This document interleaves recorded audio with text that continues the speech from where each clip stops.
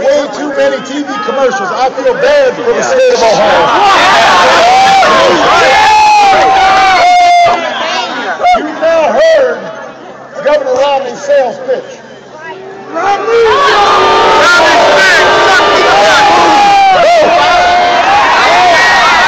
Voted. But Governor Romney's been running around saying he's got a 5-point plan to fix the economy. Turns out it's only a 1-point plan. Folks at the very top get to play by a different set of rules than you do. They get to pay a lower tax rate, outsource more jobs, let Wall Street run wild again. The philosophy he had when he was in the private sector. It was the philosophy he had as a governor in Massachusetts. And if it sounds familiar, it's because we just tried that philosophy in the decade before I took office. And we know what happened. You see a little bit of them here? That's good. Jobs were being shipped overseas at a record pace. Incomes were falling. Record deficits. The slowest job growth in half a century. Incomes were not going up, they were going down. The worst economic crisis since the Great Depression. That's what those ideas produced. And we've been working for 4 years now, Ohio, to clean up the mess that those policies left behind. Governor Romney understands this. He knows his plan is no different than what we tried under the previous president. I love you! So in the final weeks of this election, since he knows that it's probably not going to be real popular, he's trying to kind of fuzz things up a little bit. He's counting on you to forget. Amnesia! Come down with what we call a case of Amnesia!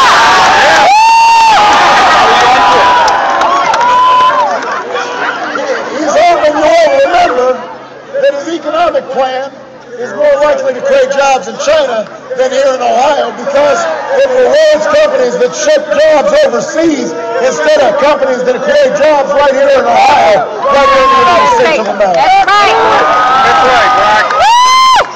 He's hoping you won't remember that he wants to give millionaires and billionaires a $250,000 tax cut. And the reason he can't explain it is because the only way to pay for it is either by blowing a hole in the deficit, making it even bigger, or making your taxes higher.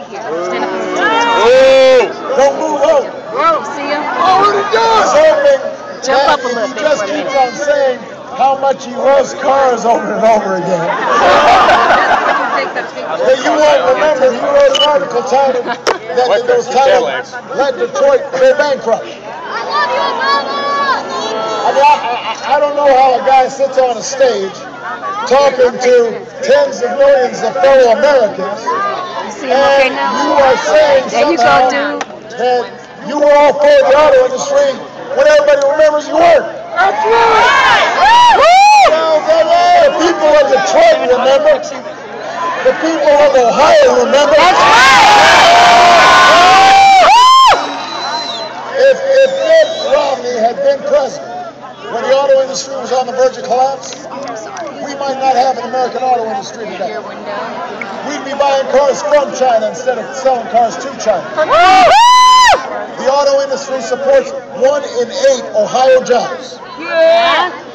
It's a source of pride to this state. It's a source of pride for generations of workers. I refused to walk away from those workers.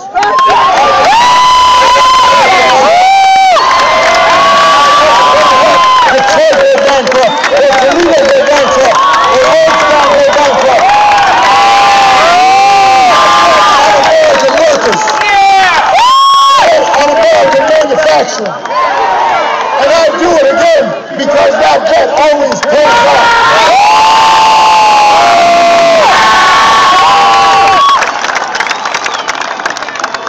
So now in the closing moments of the election, Governor Romney's hoping you too will come down with a severe case of amnesia. So I'm here to tell you, Cleveland, if you start feeling a temperature, if your eyes are getting a little blurry, your hearing's getting a little muffled, if you're feeling a little weak, you need to know that whatever the symptoms are, don't worry, Obamacare covers COVID.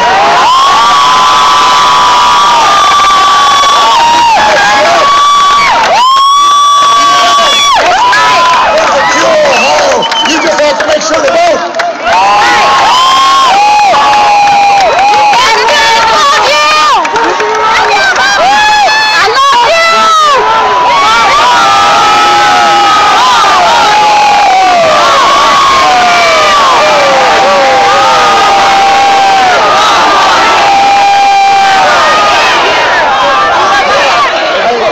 We joke about amnesia,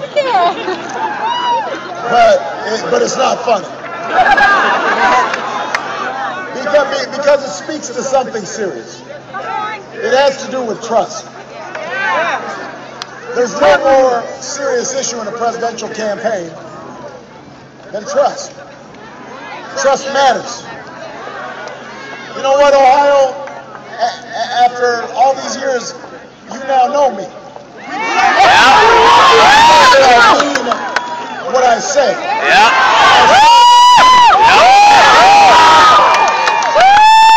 You know that I've been willing to take some tough positions even when they're not popular. Saving the auto industry wasn't popular when we were doing it, even in Ohio, even in Michigan. But it was the right thing to do. You know that every single day when I get up in the morning, I'm thinking about you. Thank you! When I walk into that Oval Office, I'm fighting for your family. And we may not have gotten every single thing done that we need to get done, but I have kept the commitments and the promises that I made. I told you I am the Lord in Iraq. I said we transitioned out of Afghanistan, and we are. I said we focus on the terrorists who actually carried out the 9/11 attacks, and Al-Qaeda is decimated.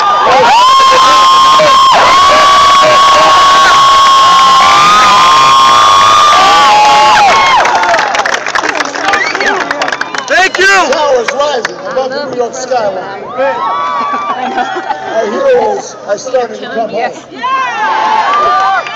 I've kept those promises. Thank you! You know, I was proud and humbled to learn today that we have Colin Powell's support in this campaign.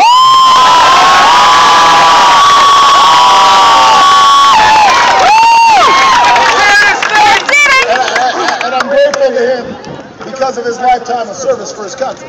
As a diplomat. But I'm also grateful to every brave American who serves in uniform, and they should know this: as long as I'm your commander-in-chief, I will sustain the strongest military the world has ever known. That's a promise I kept.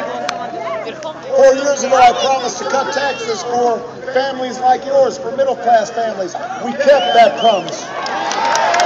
I promised to cut taxes for small businesses. We've cut taxes for small businesses 18 times. I kept that promise.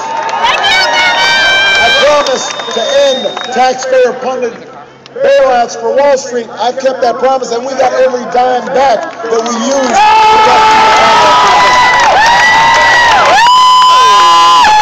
I promised that we would make sure that nobody in this great country of ours goes bankrupt if somebody in their family gets sick. We've kept that promise. The appeal, don't ask, don't tell.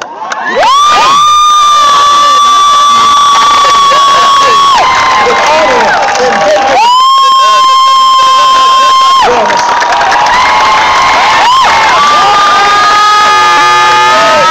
That we would keep the American auto industry going. And today its engines are roaring at full throttle. Nearly 250,000 new jobs. Not just something the Midwest can be proud of, something America can be proud of. We're moving forward, Ohio. Yes. Losing 9 million jobs in the Great Recession. Using the policies that Mitt Romney now wants to bring back, that caused all those jobs to be lost.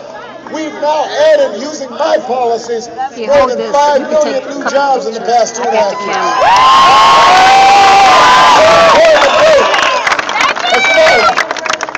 Manufacturing's coming back to our shores. Assembly lines are humming again. We've got a long way to go.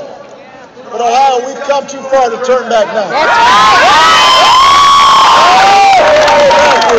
To the policies that cause us so much trouble, that hurt so many families. Yes. We've got to stick to the policies that are getting us out of this mess. Yes.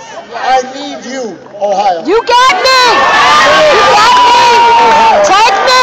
That's why I'm running for second term.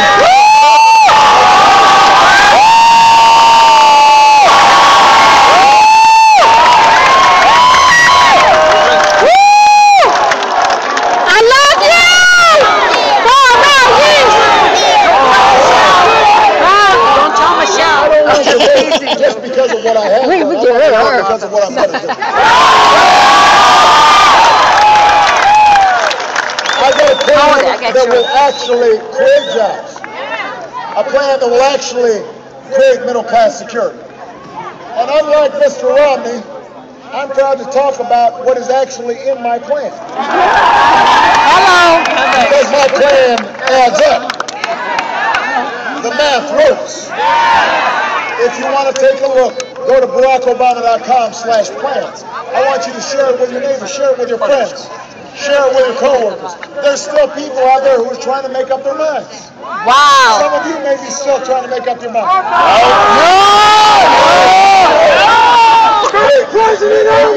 Maybe your girlfriend brought you here, and she said, I'm going to convince you tonight. You need to vote for Obama. That's right. You haven't made up your mind yet. Maybe your grandma said, you need to vote for Obama. And you said, okay, Grandma, I'll come to, but you're not yet sure. So I want you to look at this plan. Compare my plan to Governor Romney's. I'm not scared of the comparison. I want you to know what's in my plan. That's right. That's right. America.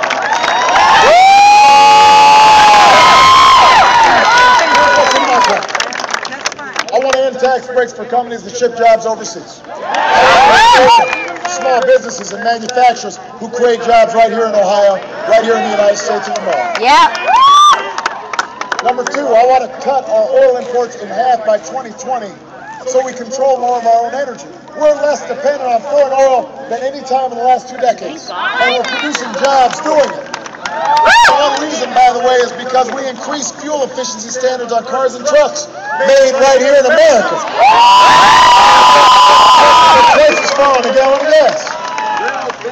I don't want fuel-efficient cars or long-lasting batteries or wind turbines or solar panels built in China. I want them built here. I want them manufactured in Cleveland. I want them built in Ohio.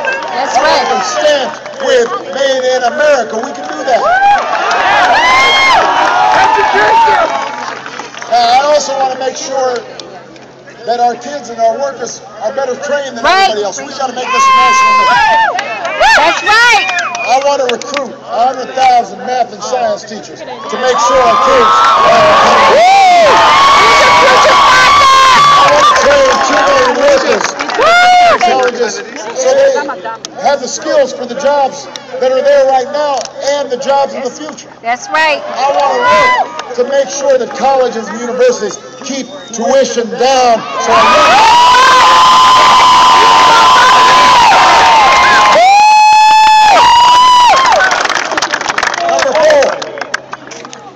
my plan will cut the deficit by $4 trillion over the next 10 years. We need to do that. But we need to do it in a balanced way. We can do it without sticking it to the middle class. I'm going to cut out spending that we don't need. We've already cut $1 trillion, but I'm also going to ask the wealthiest among us to pay a little bit more. Yeah. That's right. That's right. So that we can invest in the research and technology to keep new jobs and businesses coming to America. And by the way, I'm not going to use deficit reduction as an excuse to turn Medicare into a voucher system. Hello. Americans should not be spending their golden years at the mercy of insurance companies. Exactly. I got 5 more years to go. And by the way, while we're on the topic of health care, we saw again this week, you don't want a bunch of politicians in Washington, most of whom are male, making...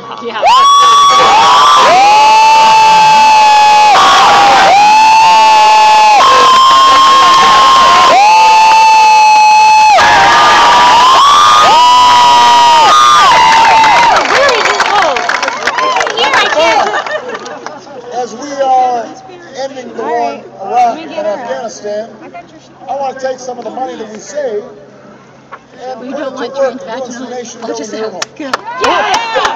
We got construction workers and folks in the trade who are at home right now. They're dying to get back to work. Is she? Let's get back to work. Rebuilding our roads and our bridges, our schools all across America. Let's train our veterans as they're coming home to get some of those jobs. Let's make sure that we're giving them a chance to be police officers and firefighters and first responders.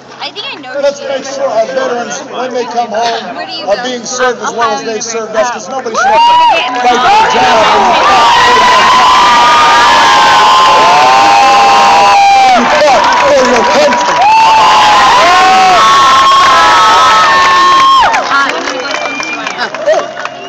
That's the plan we need. That's how you build a strong, sustainable economy. That's how you create good middle-class jobs. That's how you encourage new businesses to start here and stay here. That's how you increase take-home pay. That's how you give workers a chance, if they're willing to work hard, to build a better life for themselves. That's how you make sure everybody's got a chance to get ahead. That's what we can do, but we can only do it together. Ohio, I'm going to need you to do it. I mean, mine. It's now up to you to choose the path that we take. We're with ya. It's up to the young people who are here. Yeah!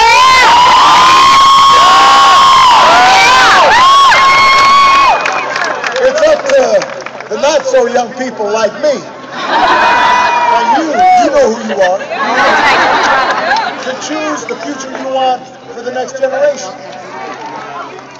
We can't go back to the top-down policies that we know in our gut won't work. Or you can choose the policies that we know give us the prospect of broad-based prosperity. You can choose a foreign policy, like Governor Romney's offering, that's reckless and wrong, or you can choose the kind of policy that I've implemented that is steady and strong. You can choose to turn back the clock 50 years for women and immigrants and gays. Or in this election, you can stand up for that basic principle enshrined in our founding documents. That all are for creating equal.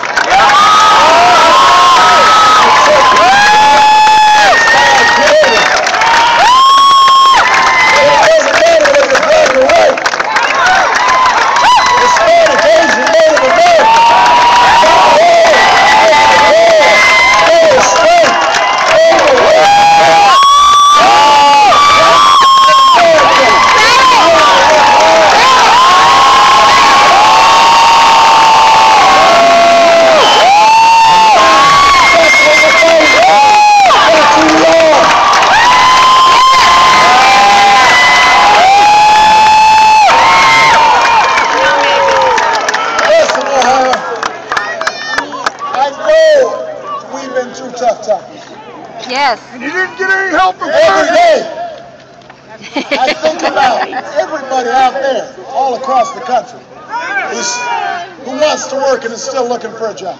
Yep. Whose homes may be still underwater or at risk of foreclosure. The folks out there who, at the end of the month, are sitting around the kitchen table trying to figure out, how am I going to make all these bills? Michelle and I understand it because we know what it's been like to have a tough time sometimes. But what I also know, and all of you remind me of this every day, when I'm talking to the American people, we're tougher than tough times. We always bounce back. We always come out on top. Because we pull together. Because we look out for one another. Because we leave nobody behind. Because we don't forget where we come from. Because we're successful, then we keep the door open for folks who are coming up from behind. Look backwards, we look forward. We look at that distant horizon. We look at that new frontier. We are not afraid of the future. America, our destiny is not written for us, it's written by us. And we can write that next chapter together. Yes. And that's why I'm asking you for your vote in this election. You got